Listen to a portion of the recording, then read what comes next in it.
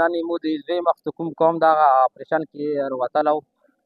په دې سلسله کې د ډي سي اشفاق صاحب او په ډي مشر شیراز بچا هو بیګا راغلي وو او راشن یې دې ته راوړی و. په دې کې تقریبا 135 راشن چې کوم هغه فوډ آیټم وو او 81 چې کوم هغه نان فوډ آیټم وو، هغه ټولو ته مو پوره ورسولو ښه په انصاف سره. خو په دې کې موږ سره تقریبا 150-200 داسې فیملي دي چې هغه اوسه دې ته راغلي راشن نه پاتې شوي. موږ ته خپل کوم وس مطابق و هغه مو مخکې ورسره کړی دي، نه بعد به ورسره کوو. دا ټول مو رشته داران دي، خپل دي. دې کې اکثر هوسټ فیملي دي، دې کې پاتې کېږي، دې کې تره زوی ده، ورور یې ده، مغو سره اوس مېلمانه دي.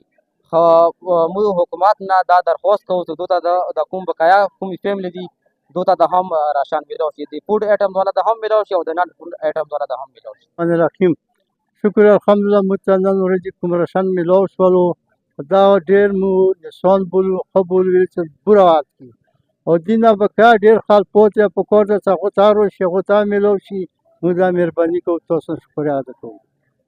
بسم الله الرحمن الرحیم. لکه څنګه تاسو ته پاته چې زوی مش قوم دغه په مختلفو علاقو ته دا ډیفیس شوي دي، خپلو کورونو نه نقل مکاني شوې ده. بیا دې کې د زوی مش څه منتوالو کورونه، څه منډانو کورونه او څه د وتیځۍ کورونه هغه دغ طرفداره وختي دي. خو بلکې موږ ته داسې وښیه چې 70-80 کورونو ته راشن نن میلاو شو. او لکه څنګه مې ورور درته خبره وکړه چې 1.5 یا 200 کورونه داسې پاتې دي چې هغه اوس هغه په محتاجۍ حالت کې دي.